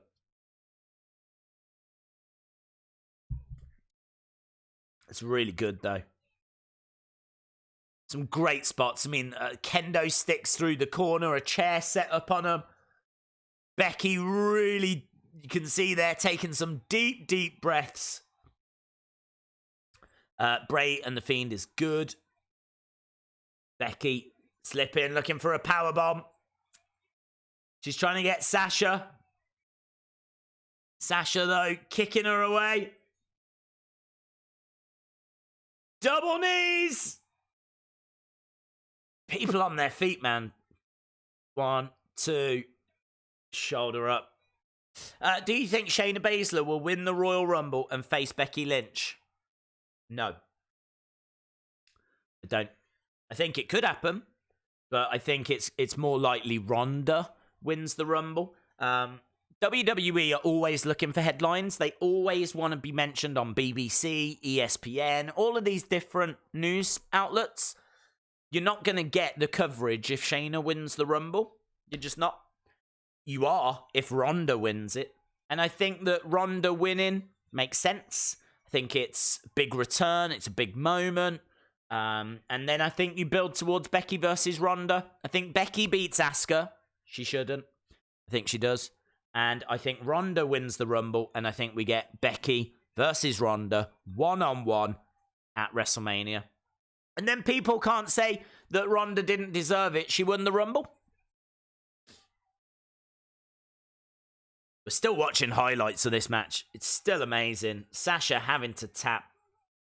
Kind of wish that she hadn't tapped, though. I wish she had passed out. But I suppose because she's a heel, you've got to have the face making the heel tap out, haven't you? Still wish Sasha had passed out and the ref called it, you know? Right, there we go. So, what do you think, #1? What do you think is #1? I think it's probably going to be We're about to find out that at the final moments of 2019 over in America on the East Coast, we're going to find out what the match of the year was, according to WWE Backstage. Now, don't forget, WWE.com say that it's Kofi versus Daniel Bryan at WrestleMania. I don't agree with it. I think it's one of the best moments. I don't think it's one of the best matches. Well, it was a great match, don't get me wrong, but not the best match. We said that it was Sasha Becky if you don't include NXT. That's coming at number 2. So they could go with Kofi versus Daniel. They could go with Charlotte versus Ronda versus Becky, the main event. I think it's one of them two, isn't it? I think it's one of them two. If they come out with something completely different, I'll be amazed. I think it's one of them two. I think Seth versus Brock. Oh my God. Oh, I hope not. Oh, Sue, no. No, Sue. No, this whole stream will be ruined. They can't say that's the best match. Oh, this can really go Pete Tong. This could really go wrong. Ronda's not going to come out at the Rumble. There's rumor that Shayna is going to be the opponent for Becky. Okay. Days, what's your favourite Undertaker moment? I answered that, bud. I said WrestleMania 25. I don't know if that counts as a moment.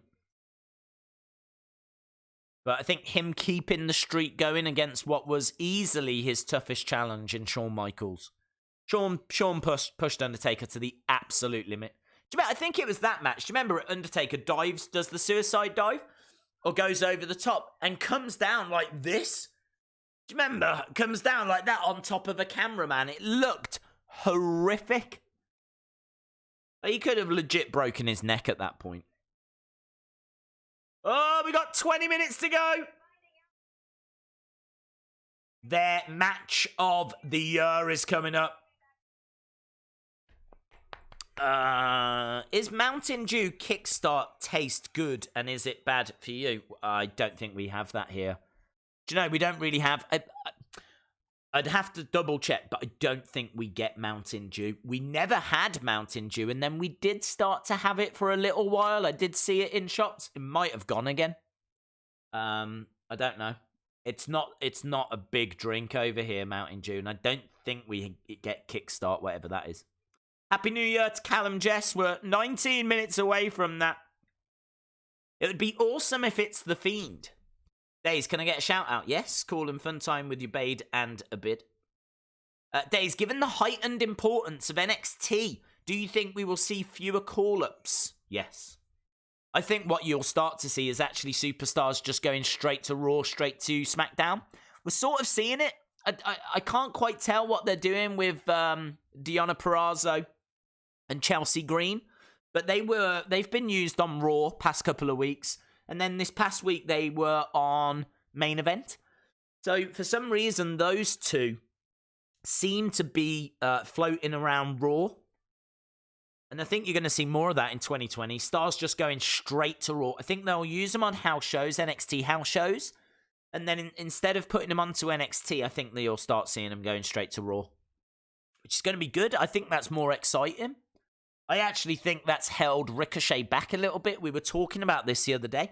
It's kind of the thing with Ricochet is, as a wrestling fan, you watch him in NXT, then he goes to Raw, and then you have to watch him kind of doing everything again from the beginning. But you've already seen it in NXT. What I want for Ricochet is like really good stories. I want character development. I want things I haven't seen in NXT. What we've seen from Ricochet has been, hey, check this out, I can do this flip. Now check this out, I can do that flip. Now look at this, I can do that flip. But then I can go straight into that flip. We've seen all of that in NXT. And I've seen it in New Japan. And I saw it in Lucha Underground. So now what I want is good stories. I want character development. I want backstage stuff, you know. I want to see him outside of the arenas. I want to see... that's what I want more of in 2020. I want more of those, you know, The Miz when he was at home and The Fiend put the puppets in the cages, in the cot, with the kid and everything, with Monroe Sky. I want more of that kind of stuff. I want more out of the arena. Not so much in their homes. I don't mind if it's in cafes. I don't mind if it's out on the street. I don't mind if it's in supermarkets. I don't care if it's in car parks. I don't care. I just want more. I don't want just boring backstage promos or in-ring promos. I want vignettes. I want vignettes. Look at the success of the Funhouse. I want more Funhouse type things. Ah! Match of the year! Well, it could have been worse, in all fairness.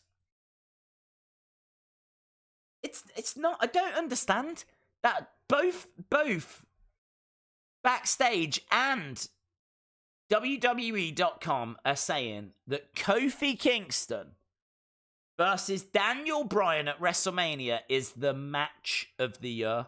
It's not. Can't be. Can't be. It's not the best match.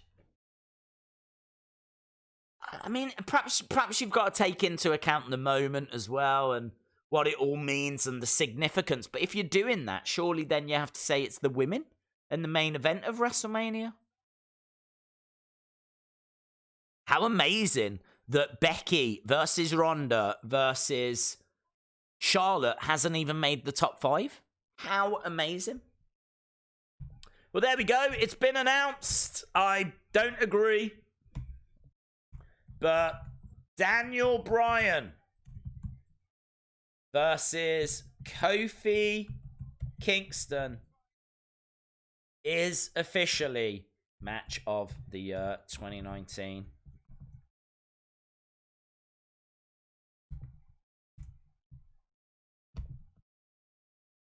It's better than Brock versus Seth. You are absolutely right.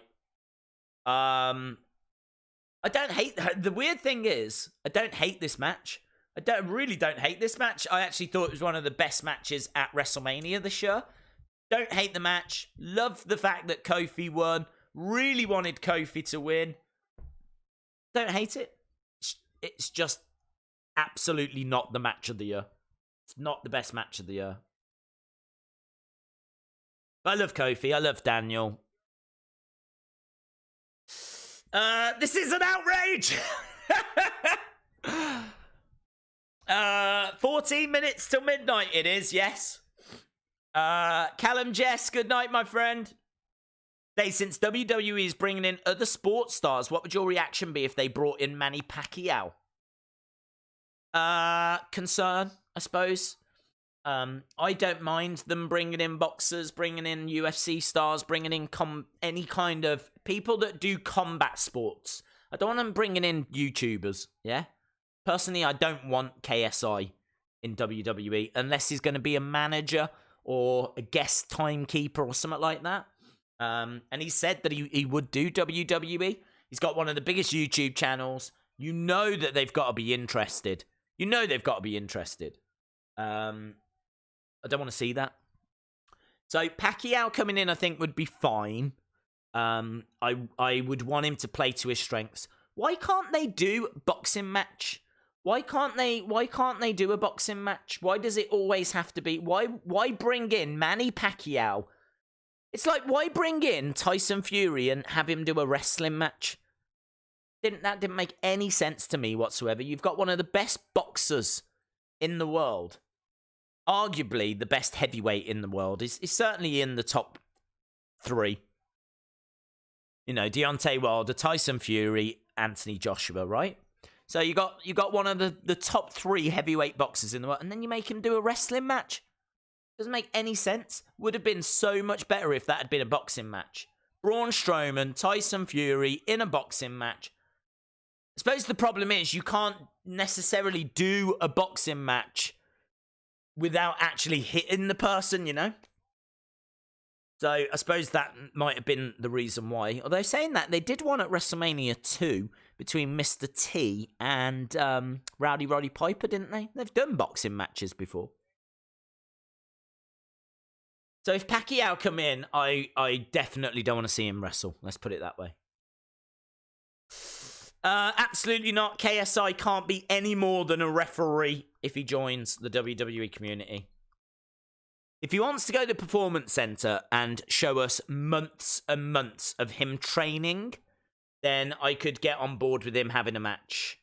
But I would want to see that work. I would want to see that commitment. I would want to see, you know, all of that. And I just don't think he would do that. I mean, he put months and months in to get ready to his fight with Logan Paul. But if he thinks he's going to come to WWE and just walk into a match, forget it, mate. Forget it.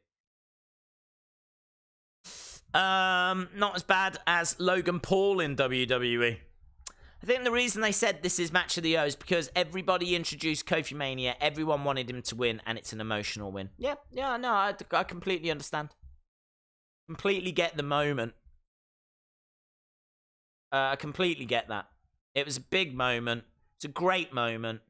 Kofi reaching the mountaintop. It was a really good match as well. Really good match. I haven't got an issue with the moment. I haven't got an issue with the match. But my problem is that I just don't know. I just can't say it's the best match of the year. Can't say it's the best match of the year. Someone would say to me, what's the best match of the year? I'm not thinking Kofi versus Daniel. Shout out to Raymond. Days, what would your reaction be if The Fiend, Kane, and Undertaker handicap 3-on-1? Who were they facing? What? I don't understand that match. Do you mean a triple threat? I can't believe Rowan versus Candy Kane didn't win. How long will the stream be? Not long after, well, 10 minutes and then the show's finished. We'll be wrapping up soon enough. We've found out what we came here to find out. This was all about what the match of the year was. We went through WWE.com's 25 best matches. We've had a good conversation about what we think was the best of the year. We've now found out what WWE Backstage's match of the year is. I don't necessarily agree, but I agree with the chat. It could have been much worse. Much worse. And I've enjoyed it. You know what I mean? It's been good.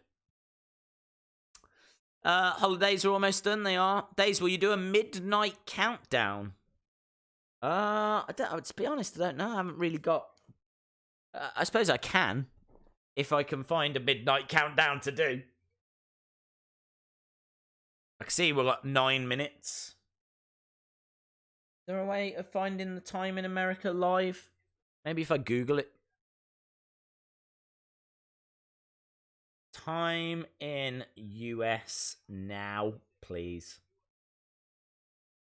Like it live. Live countdown.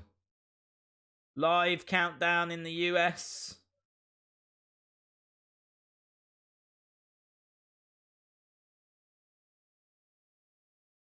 Live US clock. It just keeps giving me like the actual time. It doesn't actually give me like seconds. With seconds, I want seconds. The official US time. Booker T says he was almost in tears.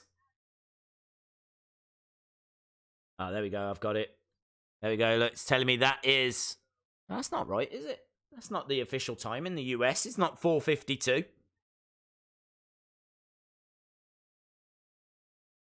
UTC. Is this broken?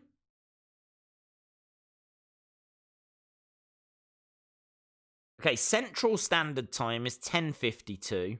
Eastern Time is 11:52. Atlantic Standard Time, is that literally in the sea? Is Atlantic Standard Time officially, like, in the sea? Sorry this is taking so long, but I think I found it. There we go. So, Eastern Standard Time, I can do a countdown. I've got it right there. 11:52, 58, 59.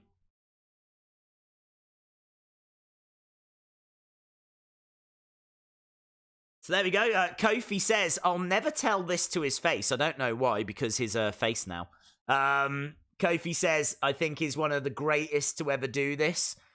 So Kofi with Match of the Year award, WrestleMania 35, Kofi Kingston versus Daniel Bryan. The sea time. That is the time in the sea right now. He probably got this award last week, didn't he? So he's probably known about this for a while.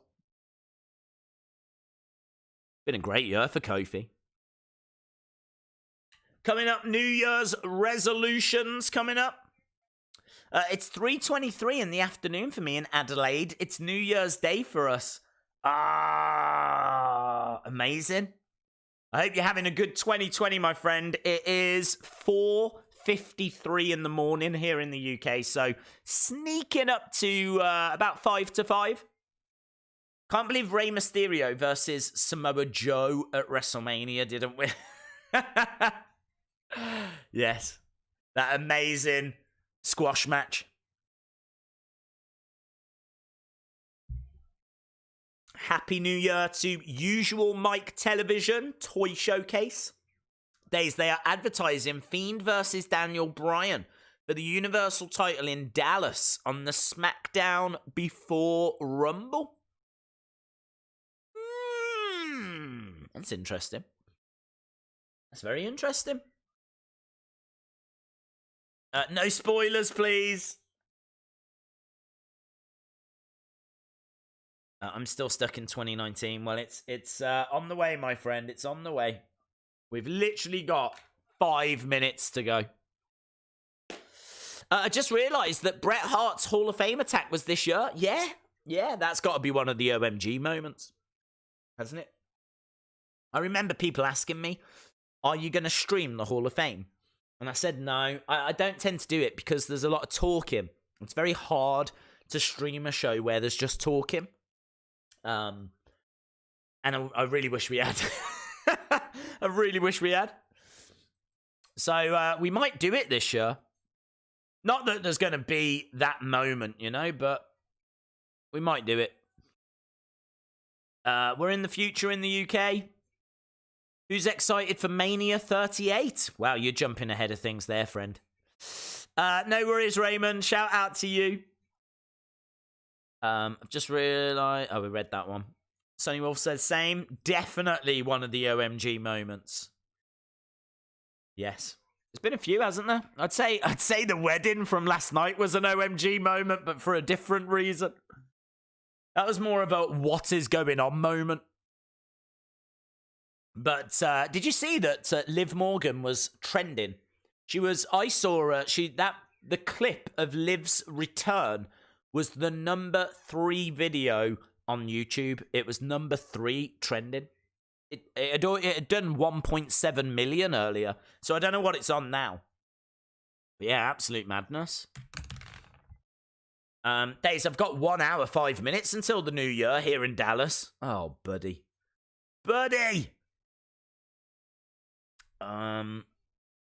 Right, we're waiting to go back to find out what their New Year's resolutions are. And then we will end the stream at that point. We've only just a quick little stream, really. Just wanted to see what Backstage's matches of the year were.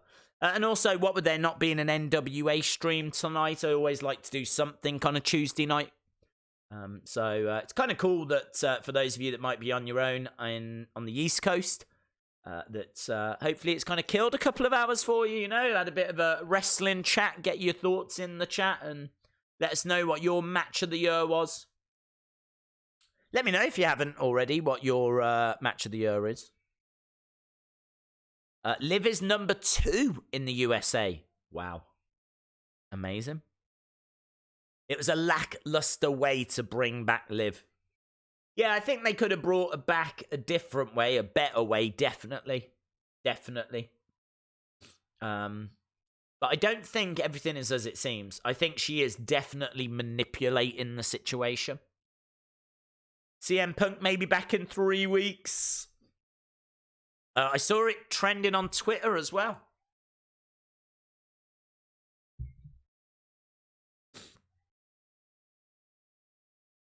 A 51-man battle royal.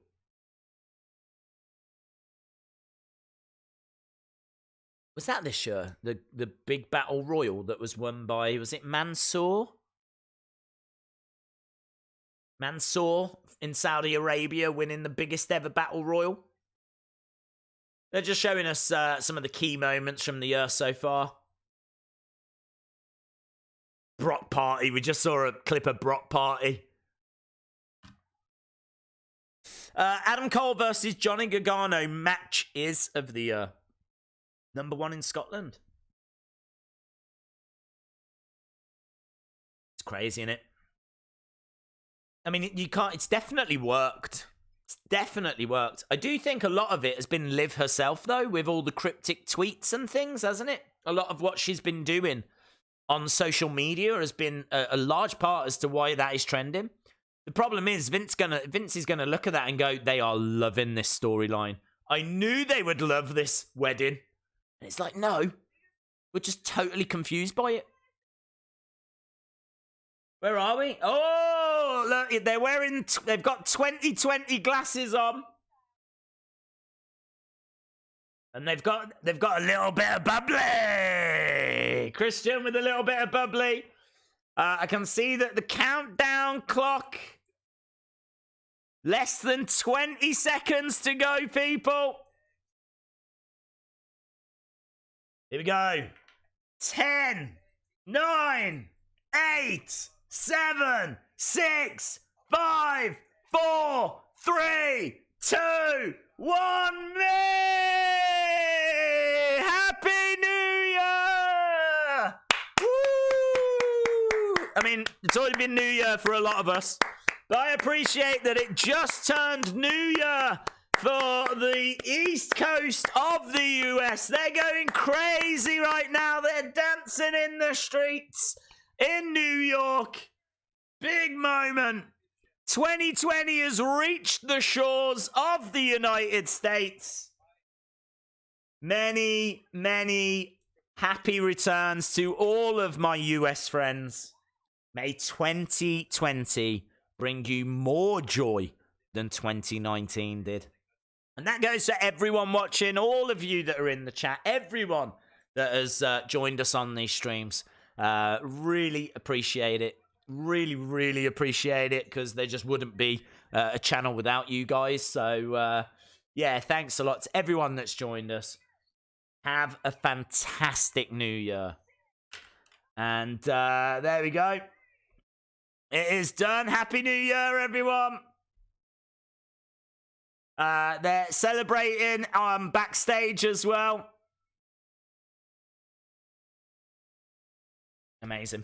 Amazing! How awesome is it to kick off the new year tomorrow with NWA, NXT, and AEW? In the words of Matt Riddle, it's going to be lit, bro.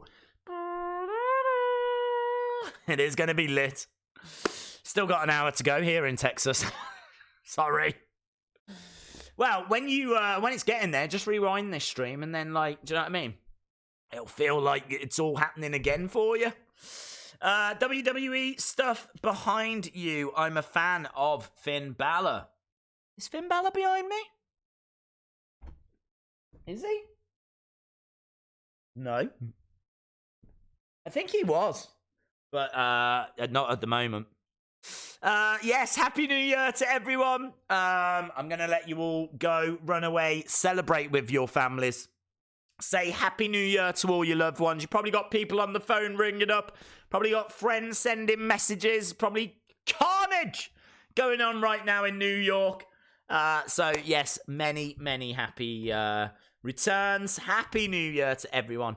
And again, thank you so much for joining us. And with that, we're going to wrap it up and say good night. So, yes, for those of you still waiting, of course, I wish you a Happy New Year as well. Thank you so much for joining us. Really do appreciate it. I know it's a bit of a different stream. We're kind of really getting stuck into the subject, but it's such an important subject. What was the match of the year? I still stand by it being Walter versus Tyler Bate overall for me. Nothing but love for Gargano against Adam Cole. And some really interesting picks there from backstage. Really interesting to see what you guys were saying and what WWE.com was saying as well. So, as we said, a bit of a different stream, but one that I really enjoyed. So, thank you so much for joining us, and hopefully, see you again next time. Bye for now.